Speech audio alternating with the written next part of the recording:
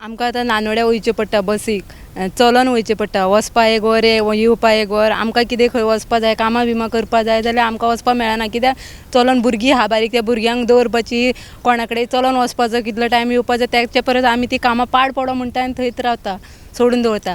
बस खंय बस ना न्हू हांगासून येवपाक आमकां. भुरगीं चलत येता, चलत वयता इस्कॉलाक आनी खंय रावता. आणि हांगासर तुम्ही म्हणटा इतलो पयस बी चलत वता हांगासर? हय चलत ना जाल्यार पायलट करता आमी. तो बी 100 रुपया घेता. इस्कॉलाक वचूंक जाय जाल्यार तांकां चलत येवपाचें, गाडी ना. आतां खंय रावली जाल्यार तांकां रातचीच पायलट मेळ्ळें ना जाल्यार चलत येवपाची. कशी येवपाची भुरगीं? आमी हांगा घरा कडेन वाट पळयता.